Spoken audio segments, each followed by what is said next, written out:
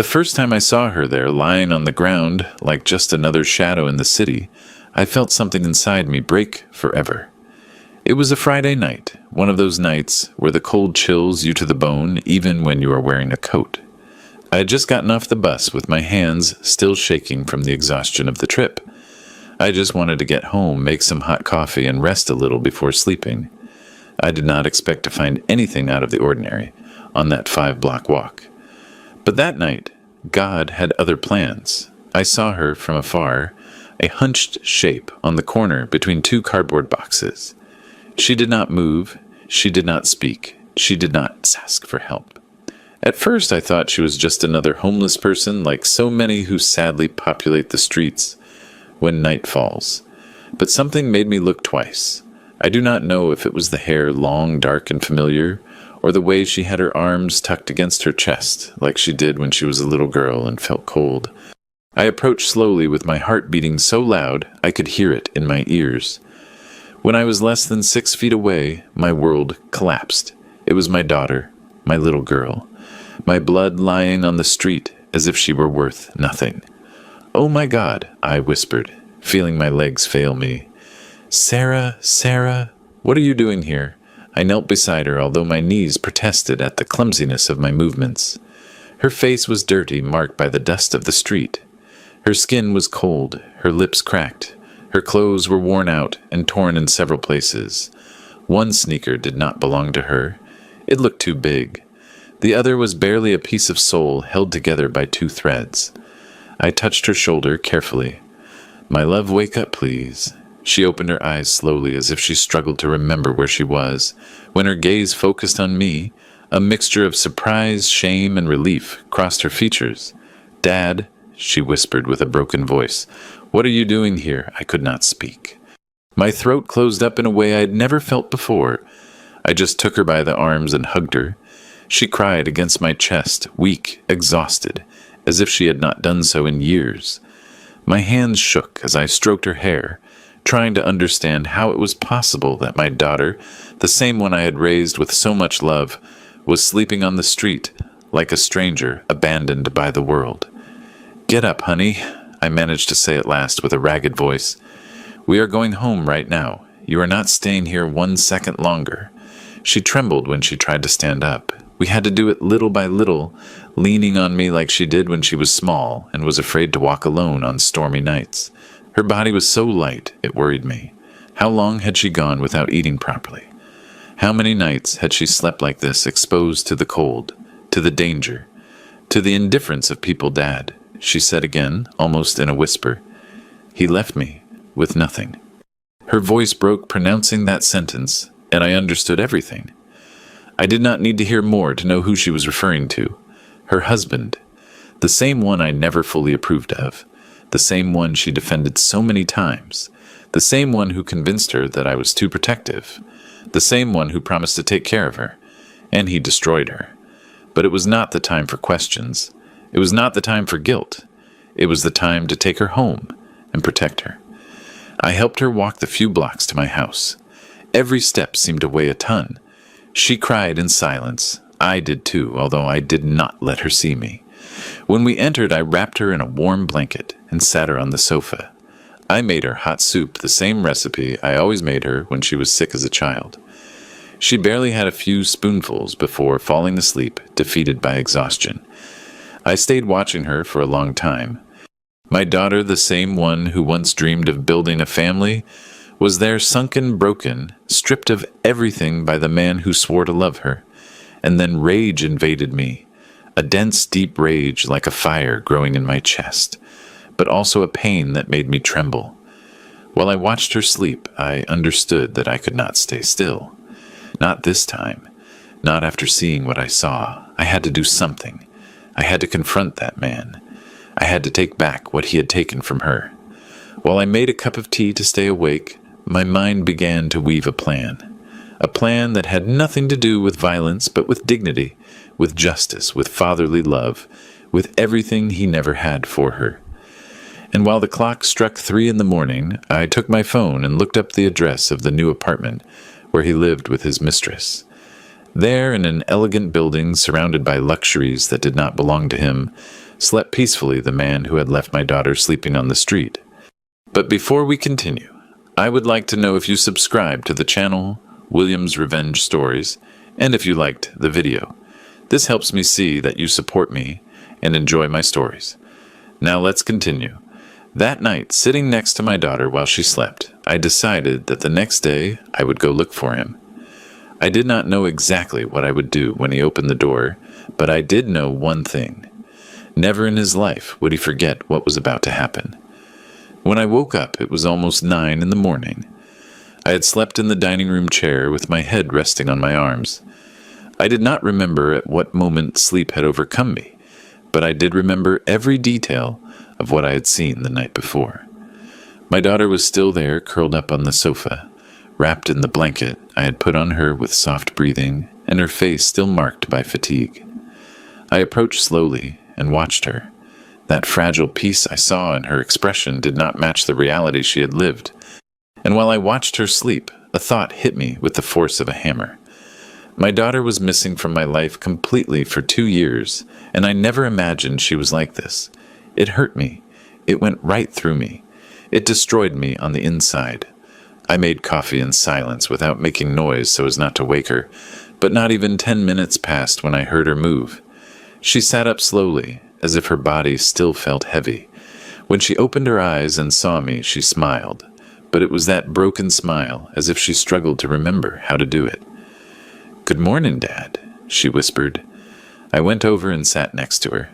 I did not want to pressure her, but I knew she had to talk. She knew it too. "Do you want to eat something?" I asked, to give her time. She shook her head. "No, I just need to tell you what happened." I took a deep breath. I nodded. "I am here, honey. Tell me everything. Do not be afraid." She squeezed her hands together. Trembling slightly, her eyes looked down, avoiding mine. And then she began. "Dad, he sold the house without telling me anything. I found out when the new owners arrived and asked me to leave.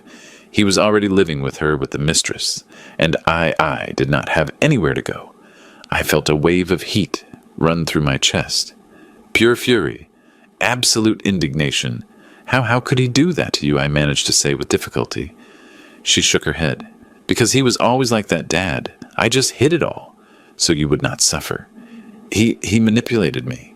He made me believe that if I told you something, it was going to cause you a heart attack, that you could not handle it, that it was better to leave you alone." I listened to her in silence, feeling my heart tighten. "But that is not the worst part," she continued, and her voice broke. "When he left with her, he left me without money. I had temporary jobs, but it was not enough for anything. I slept at friends' houses, but it did not last long. Later in cheap motels. In the end, I ended up on the street. I just could not take it anymore." I took her hand. Her hand was cold, but her pain burned. "Why did you not come home?" I asked, almost in a whisper. She began to cry. "Because I was ashamed, Dad. I was ashamed that you would see me like this defeated, and because he kept repeating that you were better off without me, that I was a burden, that if I came back to you, I would ruin your life. I believed him. I was a fool." I lifted her face gently so she would look me in the eyes. "Listen to me well," I told her with a firm voice but trembling with emotion. "Never, never have you been a burden. You are my daughter, my family, my blood. I would have crossed the world to help you. How could you think I would be better off without you?" She broke down. Her crying flooded the room. Her pain mixed with my helplessness. I hugged her while her body shook. "I am sorry, Dad," she repeated over and over again. "I am sorry." "You do not have to apologize, honey," I replied, stroking her hair. "You did not do anything wrong. You were a victim of a soulless man, but now you are here with me, and you will not spend one more night on the street, I swear to you." She stayed there, hugging me for long minutes. When she finally calmed down, she took a breath and added, "He lives in the Oaks condominiums, with his wife, his mistress. Now they say they are expecting a child. That is why he sold the house so fast. He wanted money for his new life, The phrase pierced my chest like a bullet. So that miserable man had traded my daughter for a younger woman and a more comfortable life without remorse, without guilt. without mercy. I got up from the sofa and began to walk around the living room, unable to control the rage boiling in my veins. My daughter looked at me, worried. "Dad, what are you going to do?" I stopped. I stared at her. I felt my hands clench into fists. "I am going to do what I should have done a long time ago," I said with a deep voice. "I am going to go talk to him." She opened her eyes with fear. "Dad, no, please. He is dangerous. You do not know what he is capable of, and he does not know what I am capable of," I replied without looking away. She swallowed hard. "Promise me you are not going to do anything bad." I looked at her with tenderness, but with a certainty I did not remember feeling in years. "I promise you I will not do anything that hurts you, but I am not going to let the man who destroyed you keep living as if nothing happened." She lowered her gaze. I think she understood that my decision was irreversible. I went to my room, opened my desk drawer, and took out a folder where I kept important documents. I did not know yet what I was going to use, but I knew I would need something, anything, some proof, some data, some clue, because what that man did could not go unpunished. While I looked through papers, I heard my daughter's voice. "Dad, thanks for picking me up last night." I turned around. She was at the door with a fragile but true smile, and that smile gave me strength. "Sarah," I said with a soft voice, approaching her, "never think again that you are alone." I hugged her one more time, and that morning, while the sun was just beginning to peek through the window, I knew with certainty that the next day I would be looking into the eyes of the man who destroyed her life, and that he would never forget what was about to happen. I slept little that night, actually almost nothing.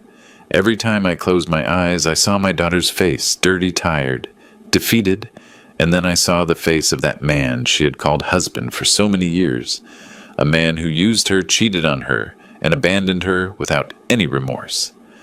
I got up before the sun fully came up. I made coffee. I put on a thick jacket and sat at the kitchen table, looking at the folder of documents I had taken out the night before. I still did not know what I was looking for, but something inside me told me that there were pieces of a puzzle there that I had not wanted to see in the past. While I reviewed old receipts, contracts, and a copy of my daughter's marriage certificate, I heard her soft steps behind me. She approached with an expression that mixed shame and relief. "Good morning, Dad," she murmured. "Good morning, honey. Could you rest?"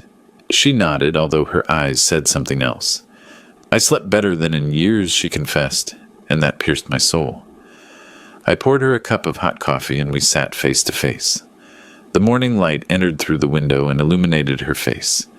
It was like seeing a reflection of the little girl I once carried on my shoulders to take to the park, the same one who asked me for stories before sleeping, the same one who promised to call me every day when she went to live with her husband. But life had been cruel to her, too cruel. "Sarah," I said with a firm voice, "I need you to tell me everything you remember, everything, even what you think does not matter." She bit her lower lip, hesitating. Then she took a deep breath and nodded. "Okay, Dad, I will tell you everything." She settled in the chair as if preparing to open a box full of painful memories. He started to change long before leaving with her. She began, "At first I thought he was stressed about work, but no, he already had a relationship with that woman. I was the fool who did not want to see it." "You are not a fool," I interrupted gently. She continued ignoring my comment. "One day he arrived furious and told me that the house had to be put in his name. He yelled at me, he insulted me, and I accepted. I still do not know why I did it. Maybe I was tired, or maybe I was afraid of being alone. I clenched my fists on the table. "And when did he sell the house?" "A month later," she replied, lowering her gaze. "He told me the sale was for a project. But I did not see a single cent. When I asked him, he yelled at me that it was none of my business. Then he disappeared for 2 days, and when he returned, he was already planning to leave with her. My breathing became heavy, and no one helped you. No lawyer, no friend. He convinced me that if I reported him, he could say that I was mentally unstable and that I would lose any right. He even said he could take away my last name. He terrified me. Dad, I felt something I could not describe. It was not just rage. It was an ancient, deep, almost primitive pain, as if the injustice committed against my daughter had been nailed into my own skin. I got up from the chair without wanting to, driven by the need to walk. She looked at me worried. "Dad, what are you thinking?" "I am thinking," I said with a racing heart, "that man is going to pay for everything he did to you. That I'm going to look him in the eyes and I'm going to remind him who I am, and that I am not going to allow him to destroy your life again. Never again." She stayed silent. Then slowly she spoke. "Dad, I am scared." I turned and looked at her with tenderness. "You do not have to be scared. Not while I am alive." She got up and hugged me. Her body trembled mine too. We were two wounded souls trying to find strength in each other. When she pulled away, I thought she wanted to rest, but she went to her bag and took out an envelope that was crumpled and almost torn. "I found this a long time ago," she said. "He does not know I have it. I kept it without knowing why, but maybe it will be useful to you." I took it in my hands. I opened the envelope carefully. Inside were copies of printed emails, contracts, text messages, all related to the sale of the house. There were suspicious bank movements, deposits to unknown accounts, and one thing that caught my attention: a message from the mistress telling him, "Sell it now. We need it to close the deal on the apartment." I rested my hands on the table. I felt that everything fit, every piece, every deception, every lie. That man had not only abandoned my daughter, had not only manipulated her, had not only left her on the street, he had scammed her. He had stripped her of everything that was hers, and on top of that, he had used that money to build his new life. I stood for a long minute looking at those papers. There was the beginning of my path. There was my weapon. There was the door to destroy what he had built. I returned the papers to my daughter and caressed her face. "Honey, thanks for trusting me." She smiled weakly. "What are you going to do with that, Dad?" I took a breath. "I'm going to get justice, but not with blows, not with violence. I am going to do it as it should be done, with intelligence, with strategy, and with calm." I took a step toward the window and looked out. "Today I am not going to go see him. Yet," I added. "Not until I have everything I need. But soon, very soon, he is going to know what it is to face a father who has seen his daughter suffer." She approached, rested her head on my shoulder, and murmured, "Dad, I am afraid he will hurt you." I smiled without looking at her. "Do not worry. He is not going to touch me. He will not be able to." My hands closed into fists. The plan had been born. One that he would never see coming. One that would change his life forever. I spent the morning reviewing every document my daughter had kept in that crumpled envelope. They were loose pieces, fragments of a puzzle that finally was beginning to show a clear picture. But I knew that if I wanted to unmask that man, I could not stick only with loose papers and suspicions. I needed solid proof, witnesses, details, and to know up close the fake life he had built using my daughter's suffering. At 3 in the afternoon, I took my coat, put the documents in a folder, and went out. My daughter was taking a deep nap. Her body needed rest. Her soul did too. I did not want to wake her. I left her a note on the table. "Sarah, I went out to fix some things. I will be back soon. Rest? Dad." While I walked to the bus stop, I felt a mixture of anguish and determination. I did not know exactly what I was going to find at the Oaks condominiums, but I did know that I would not return home until I had enough information to take the next step.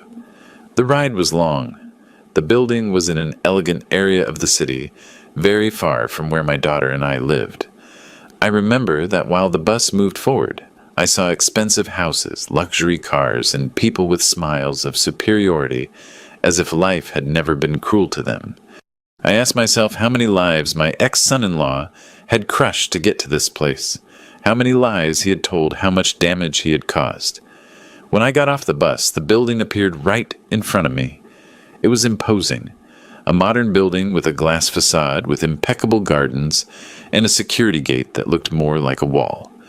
The contrast with the place where I had found my daughter was violent. It was obscene. It was insulting.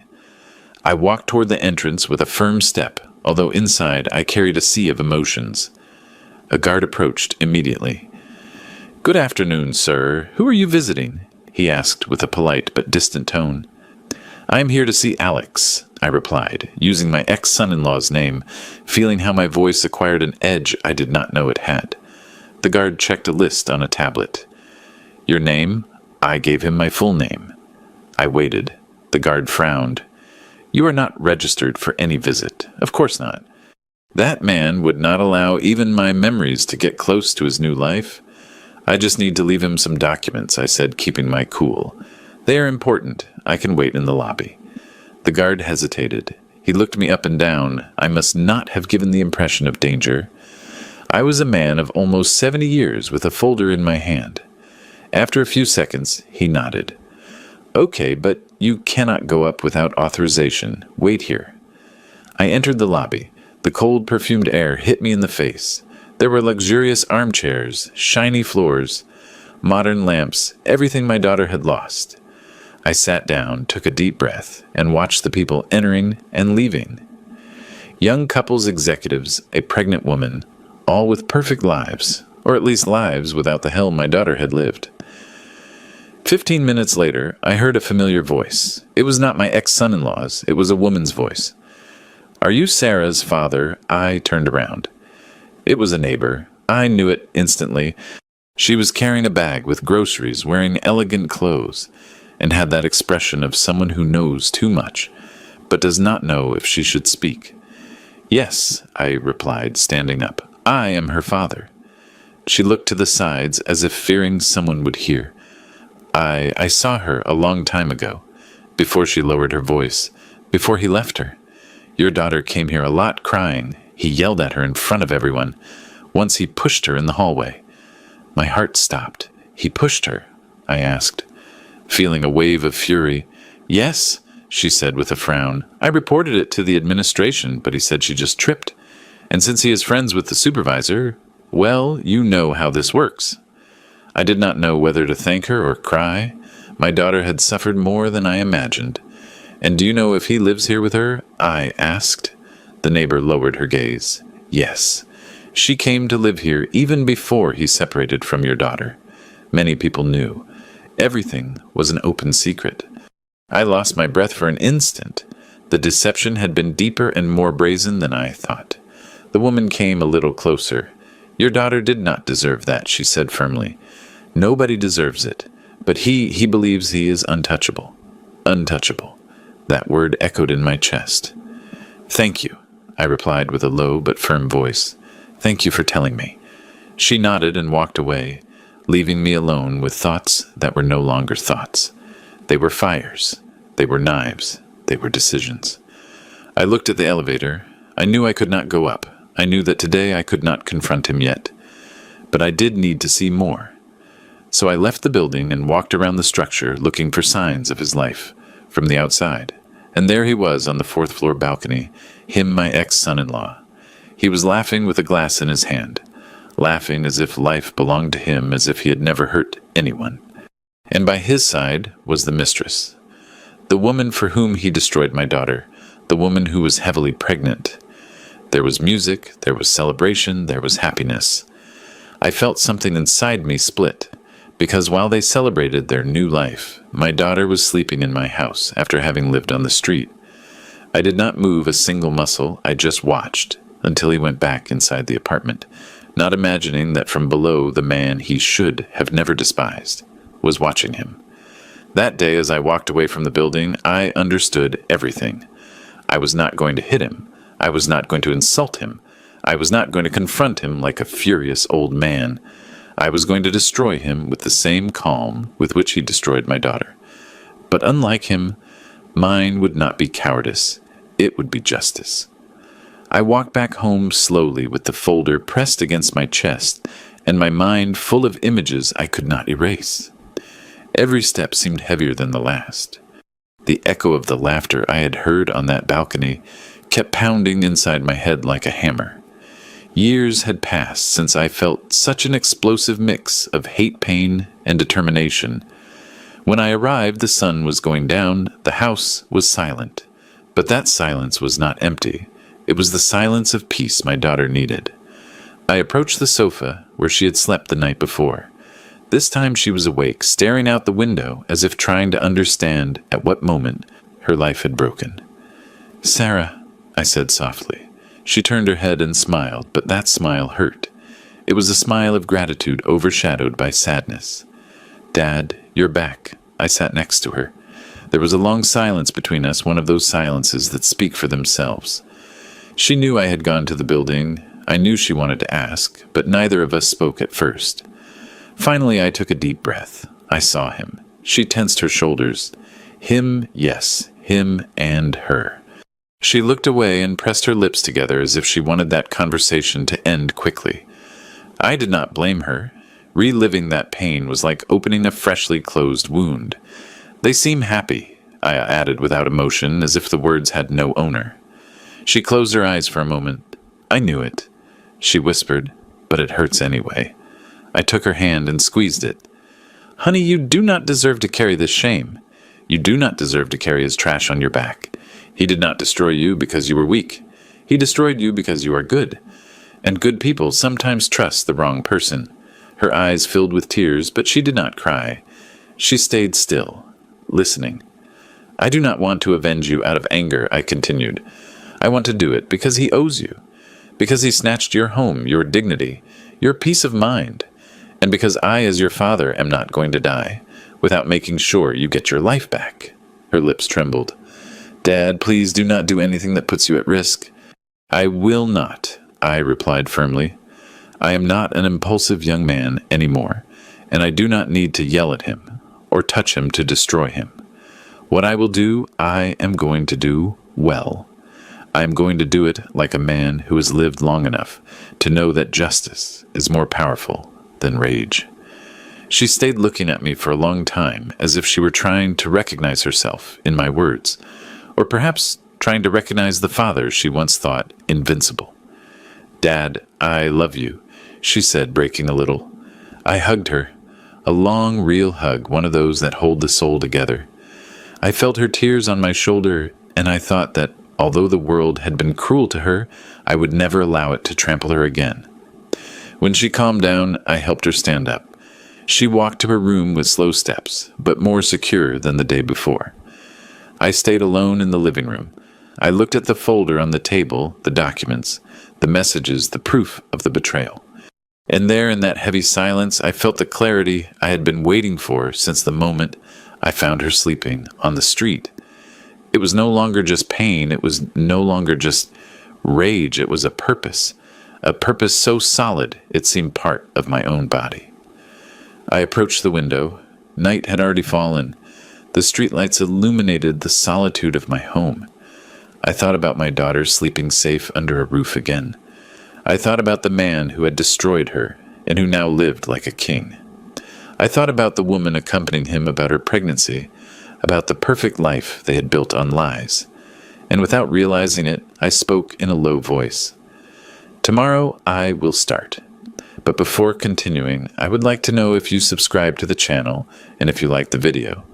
This helps me see that you support me and enjoy my stories. Now, let's continue." I took the folder and opened it once more. Every document was a seed of truth. Every message was a crack. Every signature, every date, every printed conversation was a knife I could sink with surgical precision. I did not need violence. I did not need threats. I did not need to risk my freedom or my integrity. I just needed to organize it all, and then I knew what I had to do. I began to classify the papers by dates, then by type, then by legal relevance. I took out an old notebook I kept in the drawer, that one where I wrote down household expenses, birthdays, and reminders. That day, that notebook became my weapon. There I traced the first lines of the plan. A slow plan, a cold plan, a plan impossible to stop when it started rolling. My ex-son-in-law had a weak point, one he had not noticed until that moment. The mistress did not know that the house he sold belonged to my daughter. She did not know it was bought with mutual effort from both of them. And above all, she did not know that he committed fraud by putting the property in his name through emotional manipulation and threats. The walls of that luxurious apartment were built on a secret that only I could destroy. I closed the folder. I breathed deeply. I looked at the clock. 10 at night. My daughter was sleeping peacefully in her room. I, on the other hand, was awake. More awake than at any other moment of my life. Because I knew something with absolute certainty. Tomorrow would be the beginning of the end for him, and the beginning of a new life for my daughter. I slept barely a few hours, but I got up with a clarity I had not felt for decades. The sunrise entered through the window like a golden line, splitting the darkness of the bedroom in two. I dressed slowly with the solemnity of someone preparing for something inevitable. I washed my face, combed my gray hair, and looked in the mirror. I did not see an old man. I saw a father. I saw a protector. I saw someone who had gotten tired of life taking away what he loved. I took the folder with the evidence and put it in my leather briefcase, the one I used many years ago when I still worked. Before leaving, I passed by my daughter's room. She was sleeping deeply, breathing with a rhythm I had not heard since before her marriage. I watched her for a moment. I adjusted a blanket over her shoulders. "Today I start giving you your life back," I whispered, without her hearing me. I left and closed the door carefully. The road to the condominiums. The Oaks felt different this time. There was no anguish or uncontrolled rage, only determination. Every step was a silent declaration. I am coming for you, for what you did, for what you destroyed. When I arrived, the guard recognized me. He took a deep breath, as if he already sensed the storm I brought with me. "Good morning, sir," he said with certain discomfort. "I am here to see Alex," I replied bluntly. "Let me call," he stammered. "No," I interrupted, staring at him. "Do not call. I'm going up." The guard hesitated. He looked toward the booth. He looked toward the building. He knew he could not stop me without causing a problem. Finally, he gave in. "He is on the 4th floor, apartment 4B. I nodded, storing the address in my memory as if I had waited for it all my life. I passed the turnstile and entered the lobby. The elevator took ages to open, but once inside, the metallic silence felt like a solemn preamble. I watched my reflection in the doors, a man with eyes full of a fire that no one could put out. When the doors opened, the hallway was empty. I advanced slowly, feeling every heartbeat in my chest like a drum announcing battle. In front of door 4B, I stopped. I breathed. I organized my ideas. And I knocked. At first, there was no answer. I knocked again, harder. I heard steps. Familiar steps. Steps my daughter must have heard thousands of times approaching her to hurt her. The door opened slowly, and there he was. My ex-son-in-law, younger than me, physically stronger. More arrogant than ever. He was wearing expensive sportswear. He had an arrogant smile. Until he saw me, his face changed. The smile died. His eyes widened with a mix of surprise, annoyance, and fear. "You," he spat the word as if I were a plague. "What are you doing here?" I did not answer immediately. I watched him carefully without rushing. He got uncomfortable. "You have no business in my house," he added, trying to recover his tone of superiority. "I came to talk to you," I said finally, "and I am not leaving until I do." He let out a short, nervous laugh. "Talk about what?" "About your daughter." "She brought what happened on herself. I'm not going to be responsible for a useless woman incapable of supporting herself. There I felt it." My stomach turned. My blood boiled, but I did not raise my voice. I did not move forward. I did not touch him. I just took a deep breath. "I'm going to repeat this only once," I said, with icy calm. "Speak about my daughter with respect, or it will be worse for you." He frowned. "Worse? Are you threatening me, old man?" "No," I replied, locking eyes with him. "A threat is saying something that might happen. I do not work with might. I work with facts." He laughed again, now louder. "And what are you going to do? Hit me? Call the police? Tell the world your daughter is a failure?" That was the exact moment I understood why my daughter had broken, why she had fallen so low, why she had been afraid to come home. That man had no soul. "Let me in," I ordered. "No." "Then I will speak here," I replied, lifting the briefcase a little. His eyes locked on it. The fear returned. "What do you have in there?" "What should worry you?" I replied. "Proof documents, messages, illicit transactions, conversations with your mistress before you left my daughter, and most interesting proof that you committed fraud with the sale of the house, a property that legally should have never been in your name." He paled. I saw him swallow hard. I saw him wobble for a second. "You do not know what you are talking about," he stammered, taking a step back. "No," I smiled slightly. "I know everything, and what I do not know, I will find out. Today I came to warn you. Tomorrow I will not warn anything." He was breathing fast. He looked inside the apartment nervously. Someone was moving in the kitchen. The mistress. Then I knew he did not want her to hear. "Listen well," I said, leaning just a little towards him. "My daughter slept on the street, alone, hungry, broken, while you were here playing rich. That is over. You cannot prove anything," he tried to reply, but his voice was shaking. "Today I am not coming to prove it. Today I am coming to tell you. Tomorrow will be different." He opened his mouth to say something else, but he could not. He stood there paralyzed, looking at the man he thought was weak, just for having gray hair. I smiled, a small, controlled, dangerous smile. "Enjoy your day, Alex. You have few like this left." I turned around. I walked toward the elevator. I did not look back. I did not need to.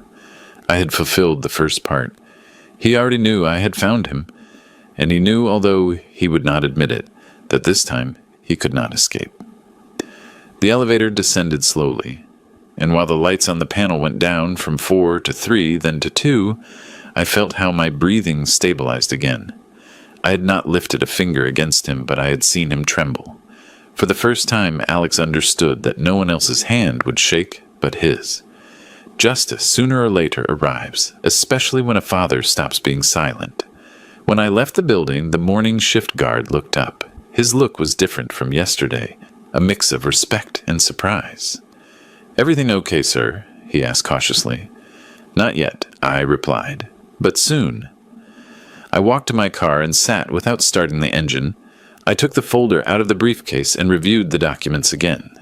Every bill, every transfer, every forged contract, everything fit perfectly.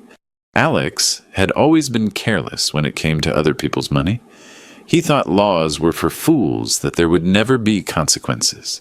His biggest mistake was always his arrogance. I turned on my phone and checked the messages that had arrived from the lawyer's office. He worked with surgical precision. He had obtained a preliminary order to review the sale of the house. Also, a judge had agreed to study the possibility of freezing Alex's assets until it was determined if the transaction had been fraudulent. A smile appeared on my face. It was not revenge. It was balance. It was justice. However, before continuing with my plan, I had to go back home. I wanted to make sure my daughter was okay.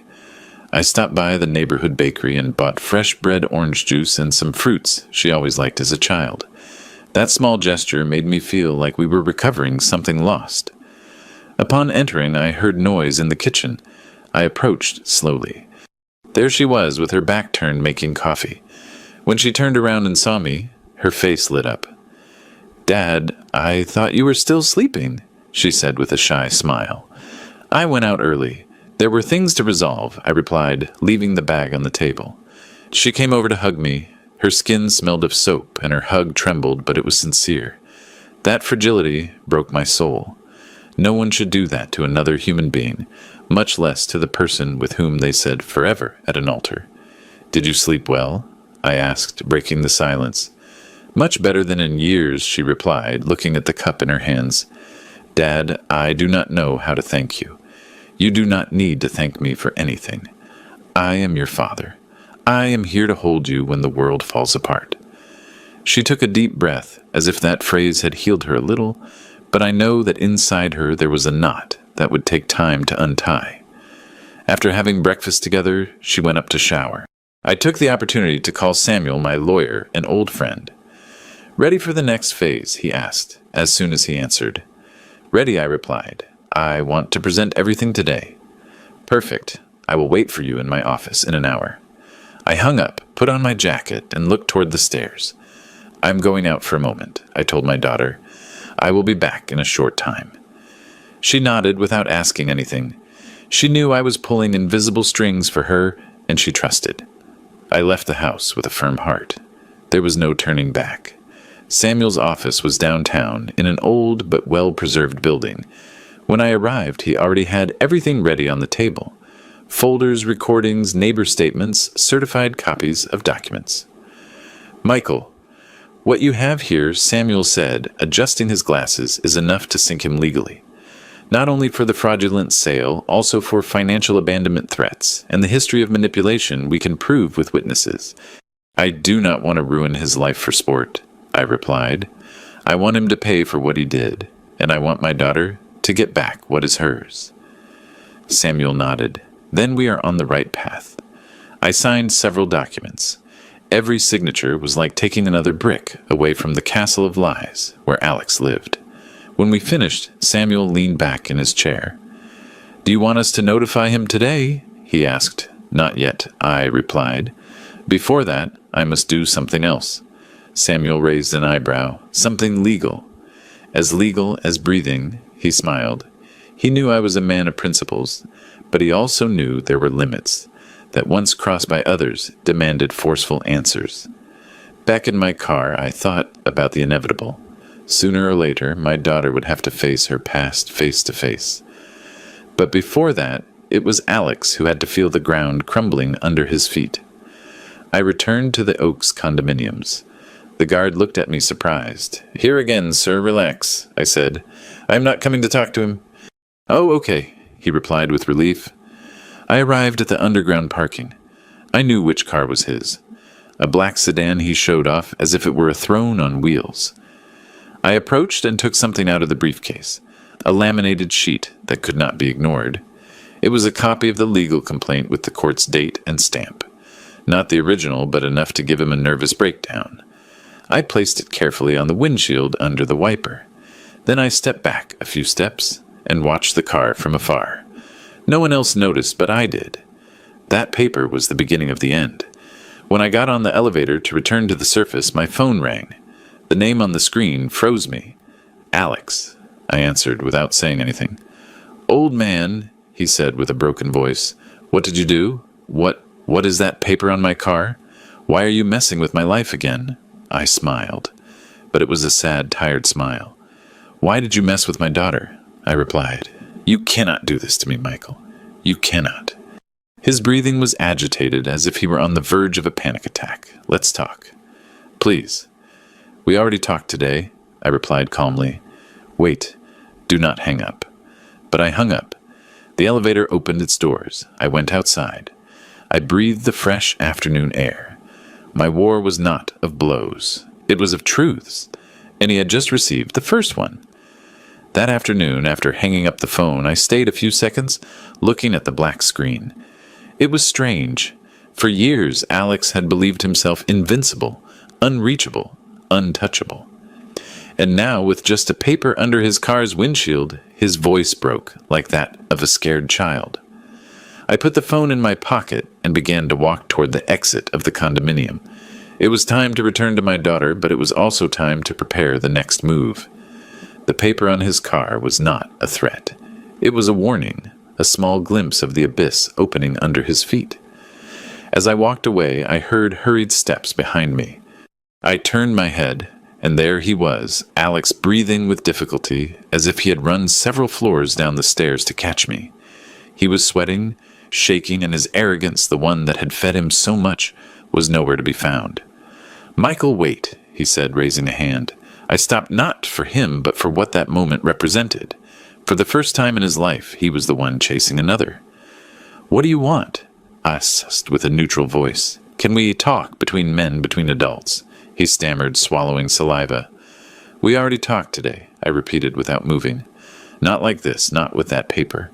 "What is that? What kind of lie are you inventing?" I took out the briefcase and, without opening it, completely let him see the edge of the documents inside. "Nothing you did not cause yourself." Alex stepped back. His face contracted in a mix of fury and fear.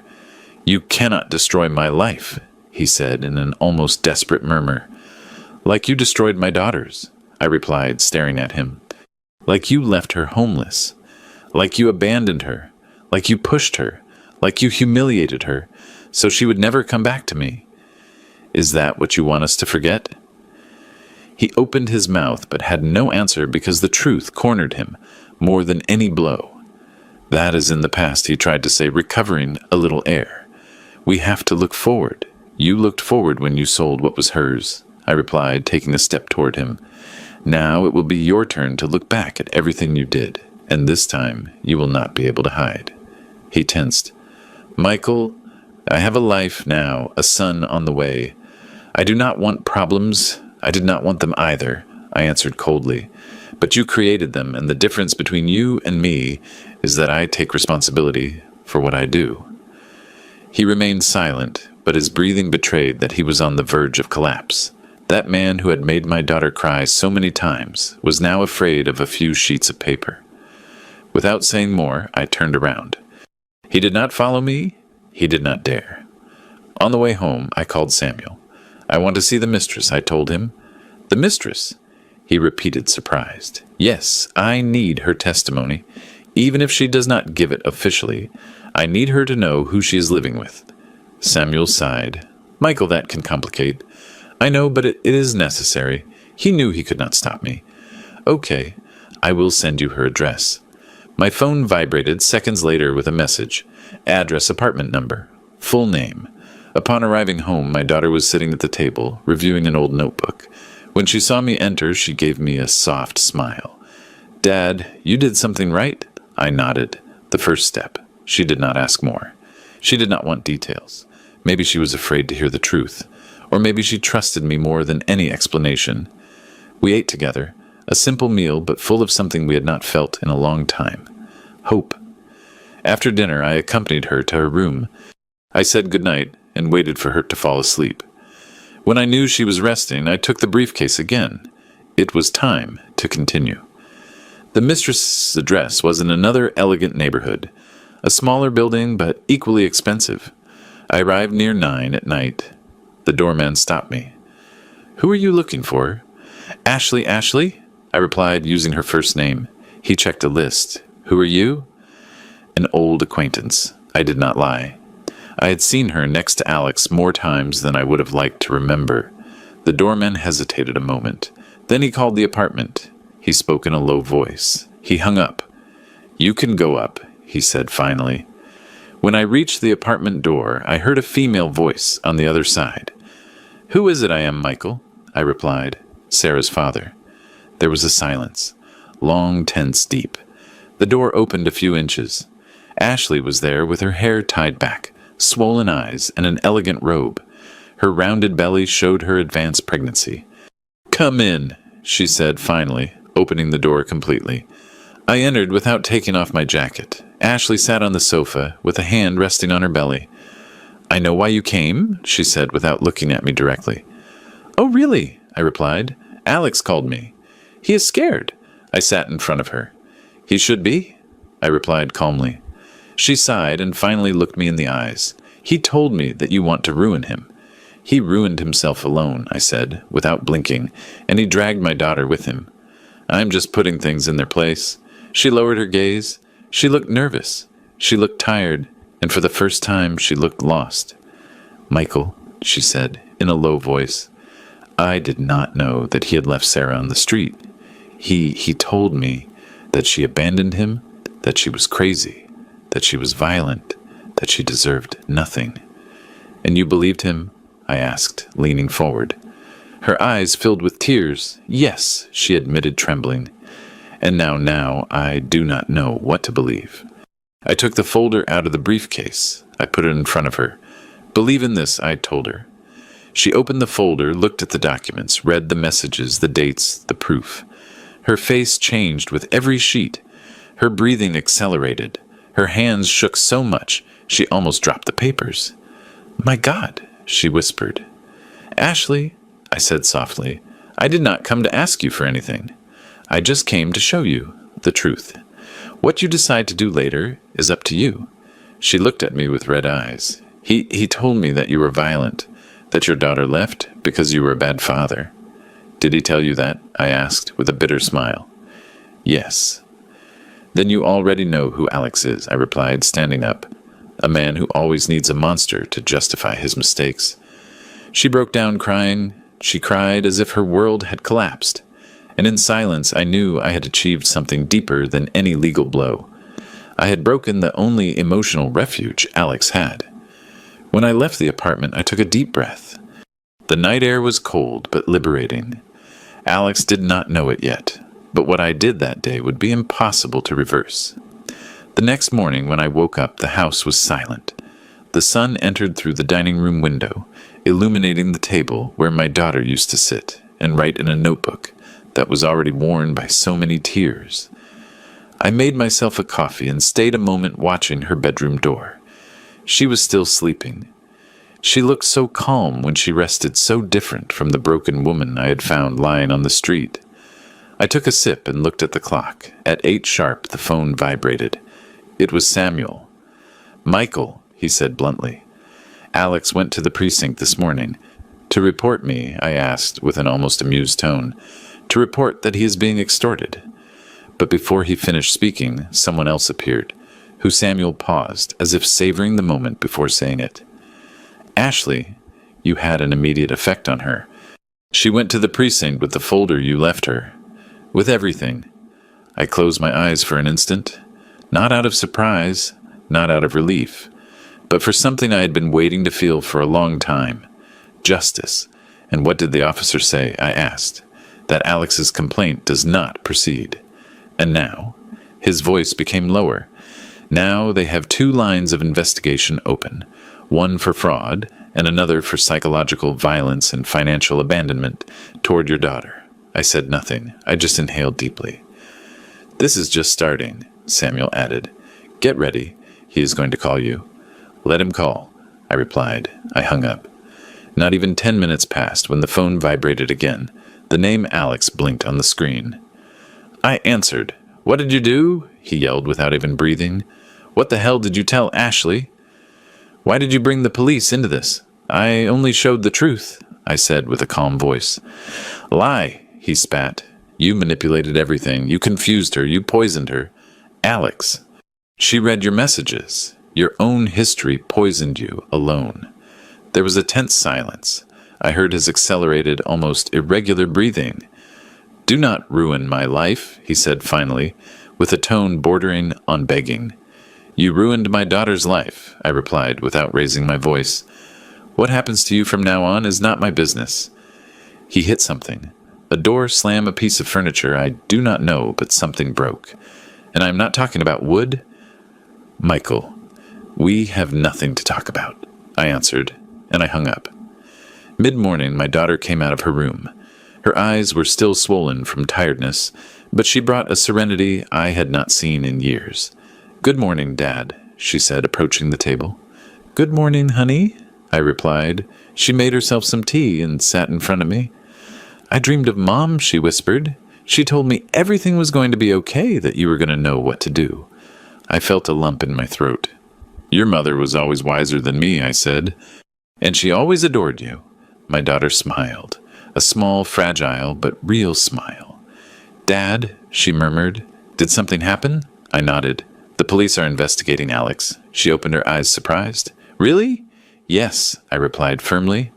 "And Ashley brought proof." My daughter put her hands to her mouth. "Does she knows everything." "Now she does." My daughter lowered her gaze. "Dad, I did not want to ruin her life. I just wanted her to let me live in peace." "Sarah," I said softly, calling her by her name.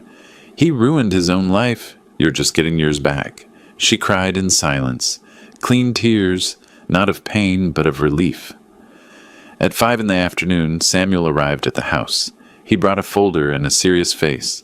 "Michael," he said upon entering, "this is moving faster than I expected." What happened now? He sat at the table and opened the folder.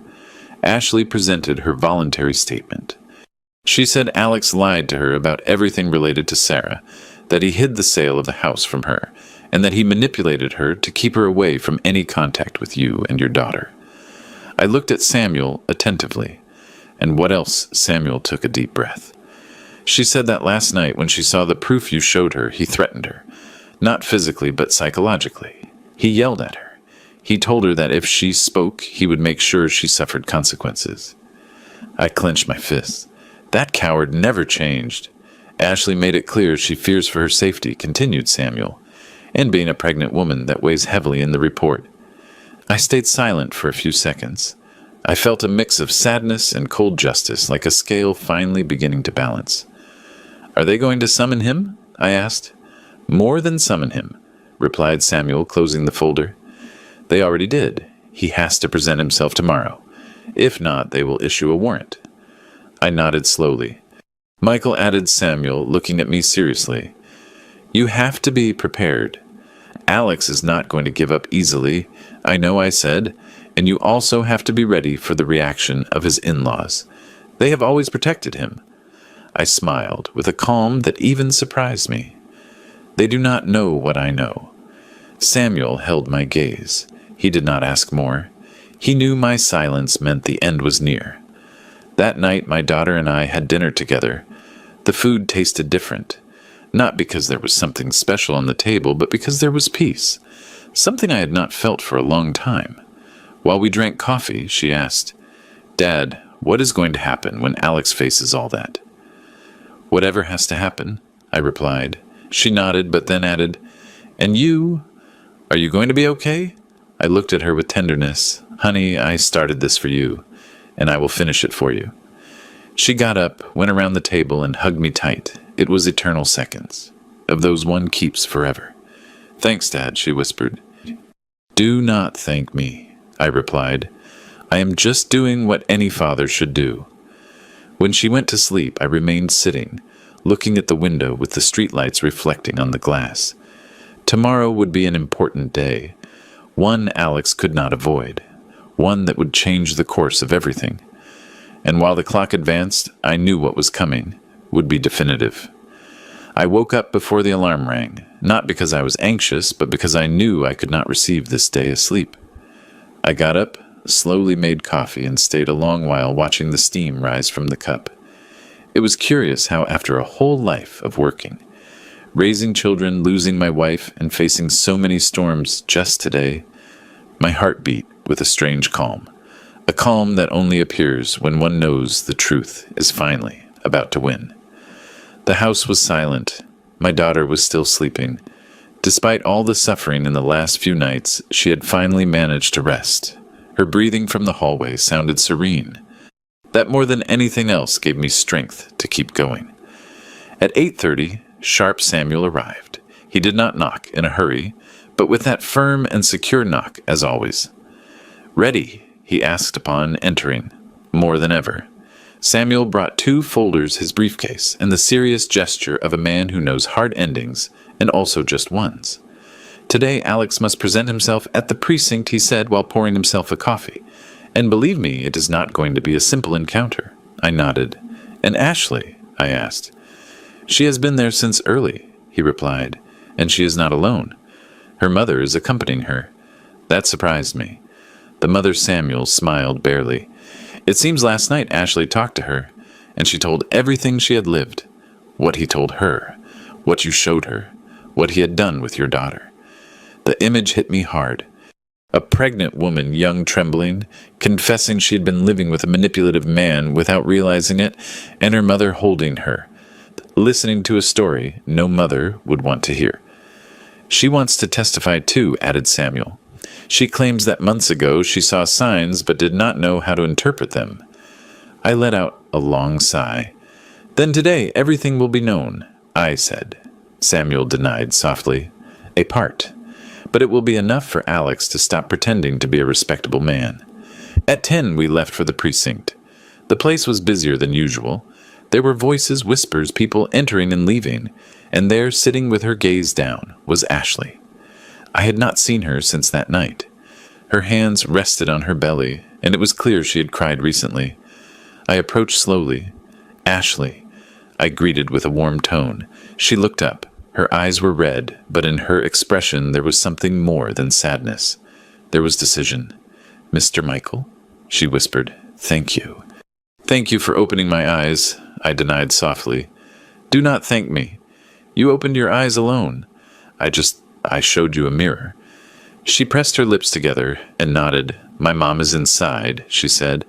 "She is talking to the officers." "Good," I replied. "It is important." At that moment, the precinct door opened suddenly.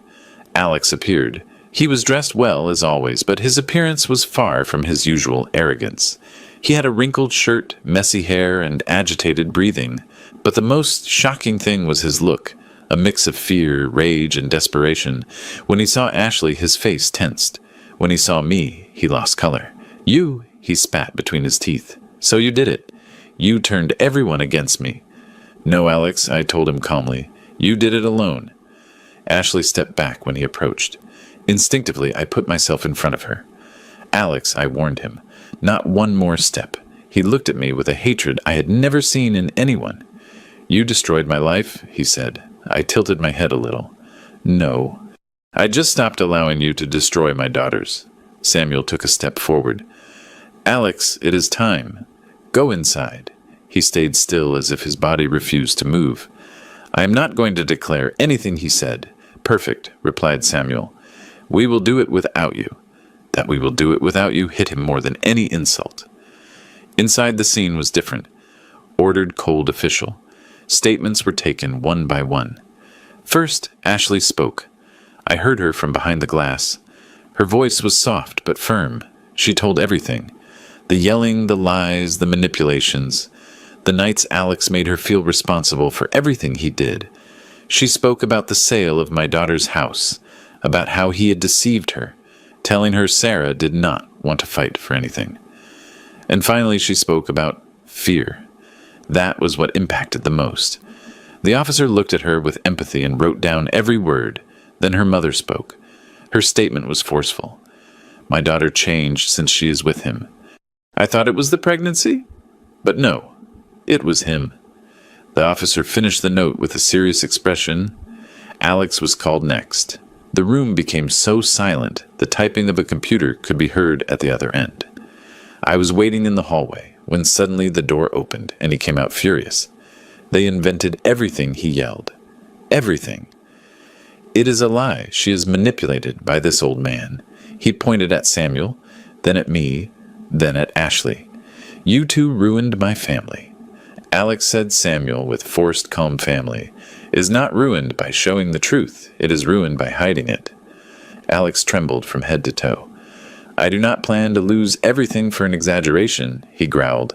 "You already lost it," I said softly. His jaw clenched. I saw something in his eyes I'd never seen before, the certainty that there was no way out. Hours later, we returned home. My daughter was making soup. She rushed toward me. "How did it go?" she asked. I looked at her, took a deep breath, and placed my hands on her shoulders. "It is over, honey. He is cornered. He cannot hurt you anymore." She stayed motionless. Then she began to cry, but it was a different cry, as if her body expelled years of retained pain. I hugged her. I felt her head tremble on my chest. "Dad, why did it take me so long to leave him?" she asked between sobs. "Because you believed in love," I said. "And that is not a mistake." She separated a little and looked at me with red eyes. "Do you think I will be able to start over?" I stroked her hair. "You will. You are not alone. You will never be again." That night while she slept, I received a message. It was Samuel. "Michael, a restraining order was just issued against Alex. Also, they will start the formal investigation process. Tomorrow I will tell you more." I read it several times. I felt immense relief. Not because I wanted to see him sunk, but because for the first time in years, my daughter could lift her head without fear. I poured myself a whiskey. I sat in the armchair and sighed, long, deep, liberating. Suddenly my phone vibrated again. It was an unknown number. I answered. Silence. Then a broken voice. "Michael." It was Alex. "I do not want problems," he said. "I just want to talk to you. Man to man." "Just that." I remained quiet. "I am destroyed," he continued. "I lost Ashley. My family does not want to see me. And now facing the law, I do not know what to do." I did not answer. "I know you." His voice broke. "You are right. I was a monster." That did surprise me. "Michael, he swallowed saliva. "I just want to ask for forgiveness." I do not know if it helps. I do not know if it changes anything. But I had to say it. I took a deep breath. "Alex," I said with a firm voice, "it is not me who has to forgive you." There was a long silence. I know he whispered and hung up. When I left the phone aside, I stayed looking at the wall. I did not feel satisfaction. I did not feel revenge. I just felt the circle had closed. My daughter was sleeping safe in the next room. Ashley, pregnant, was far from a man who could have destroyed her life. Alex, for the first time, was facing the real consequences of his actions, and I could sleep without the feeling that I was failing my wife's memory. I finished the whiskey. I turned off the light, and while I went up the stairs, a certainty accompanied me. We had survived, and tomorrow would be better. There are moments in life that seem to steal your air, but there are also others that give it back to you. Today, sitting at the table where my wife and I shared so many memories, I look at my daughter asleep on the sofa, hugging a blanket, breathing calmly, and I understand that it was all worth it. I never imagined I would have to rescue her from such a deep fall. I never thought I would find her sleeping on the street, with the same clothes she one day left her house with, believing that love was enough to be happy. That day I felt my heart breaking, but I also understood that a father never stops being a father, not when his child grows up, nor when life goes wrong. In these months, I have learned that justice is not always fast, but when it arrives with a force that changes everything. My daughter has started therapy. She is rebuilding her self-esteem, and she has returned to looking in the mirror without shame or fear. And I have returned to feeling that I still have something to offer this world, even though I am close to turning 70. Regarding Alex, I do not hold a grudge. I do not need it. Life itself has taken charge of showing him that actions have consequences. He lost more than a house or a position. He lost the mask with which he deceived so many, and although he asked me for forgiveness, he understood that that forgiveness was not mine to grant. It was my daughter's, and she someday will decide what to do with that wound. But the most important thing is not what he lost, but what we gained. My daughter recovered her freedom, I recovered my family, and this time I do not plan to let go. Every morning I see her wake up stronger, firmer, more herself, and when she smiles at me, I remember that even in the darkest nights, there is always a sunrise, waiting. I am a simple man, an older man, a man who made mistakes, but who also learned to get up. And if I can say something, after everything I lived, it is this. It is never too late to rescue who you love. It is never too late to start over. It is never too late to choose yourself. I am Michael, and this was my story. Before saying goodbye, I want to talk to you who are on the other side of the screen. Did you subscribe to the channel? If this story touched your heart, your subscription shows me that you like this content and that you want to hear many more stories like this. Leave me a like that. Helps me a lot to keep creating stories that reach the soul. Write in the comments what you thought of this story and what you would have done in my place. I love reading your opinions and your experiences, and tell me what city you are watching us from. I like feeling that we are connected, regardless of the distance. Thanks for joining me until the end. See you in the next story.